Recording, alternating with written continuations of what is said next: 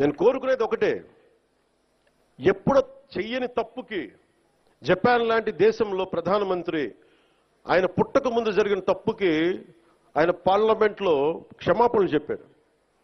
మనం నేర్చుకోవాల్సింది అది. వాళ్ళు చేయకపోయినా 3 తరాల ముందు తప్పు చేసినా క్షమాపణలు చెప్పారు. నేను ఈ రోజున అడుగుతుంది, టీటీడీ బోర్డు పాలక మండలి చైర్మన్ గారు కానీ, సభ్యులు కానీ, ఈఓ కానీ, ఏఈఓ కానీ, మీరు ప్రెస్ మీట్ పెట్టి క్షమాపణలు చెప్పండి. నేను క్షమాపణలు చెప్పినప్పుడు మీకు క్షమాపణలు చెప్పడానికి నామోషి ఏంటి?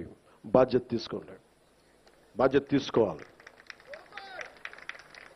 ఇది చాలా బాధ కలిగించేది. మా సంబంధం లేదంటే ఎట్లా?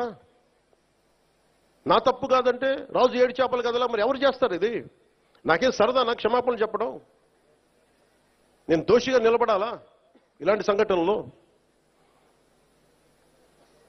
అందుకని ఎందుకు నేను డాంపెన్ చేశాను, ఎందుకు తగ్గించాను సంక్రాంతి సంబరాలంటే, వాళ్ళు ఎంత గొప్పవాళ్ళంటే చనిపోయిన 6 మంది వారి కుటుంబ సభ్యులు దేవుడు పట్టుకెళ్ళిపోయాడు అంటున్నారు.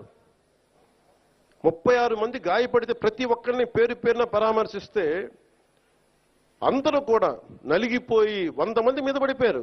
ఎంత ఉంటుంది ఒక ఆడపడుచు మీద పడిపోతే, పెద్ద ఆవిడ మీద పడిపోతే? తమిళనాడు నుంచి వచ్చారు. ఎలా ఉందమ్మా మీకంటే, కడవలు పాత్రికాంగయ్యా, కడవలు వెళ్ళి దేవుడు బయటికి తీసుకొచ్చాడు మమ్మల్ని అంటా ఉన్నా. ఎంత పెద్ద మనసుతోటి సరిగ్గా చూసుకోలేదయ్యా మమ్మల్ని, కానీ ఏం చేస్తాం, మా కర్మ ఇలా కాలింది. అది దేశం తాలూకు దౌర్భాగ్యం. ప్రజలు ఇంత బాధ్యత ఇప్పుడు కష్టం వచ్చినప్పుడు ఎంత అద్భుతంగా చెప్పారంటే నాకు కన్నీళ్ళు వచ్చినాయి. నాకు నిన్న కరిగిపోయాను నేను. వీళ్ళకి క్షమాపణలు చెప్పదు ఇంకెవరికి క్షమాపణలు చెప్తాం? ఏఈఓ కానీ, ఏఈఓ వెంకయ్య చౌదరి గారు కానీ, ఈఓ శ్యామలరావు గారు కానీ, చైర్మన్ బిఆర్ నాయుడు గారు కానీ, టీటీడీ బోర్డు సభ్యులు, పాలక మండలి సభ్యులందరూ కానీ, మీరందరూ వచ్చి ఒక్కొక్క వ్యక్తి గురించి కథ వింటే అప్పుడు మీకు బాధ అర్థమవుతుంది. క్షమాపణలు చెప్పండి. మీరు క్షమాపణలు చెప్పి తీరాలి, వేరే దారి లేదు మీకు. మీరు క్షమాపణలు చెప్పడం వల్ల పోయిన ప్రాణాలు తిరిగి రావు, కానీ కనీసం ప్రజలు మిమ్మల్ని చూస్తూ ఉన్నారు. అది మటుకు జ్ఞాపకం పెట్టుకొని అందరూ తగ్గి క్షమాపణలు చెప్పండి. చాలా అవసరం ఇది. ఎందుకంటే ఈరోజు రాష్ట్రం మొత్తం, దేశం మొత్తం మీరు చేసిన తప్పుకి సంబరాలు జరుపుకోవడానికి ఆలోచిస్తూ ఉన్నారు.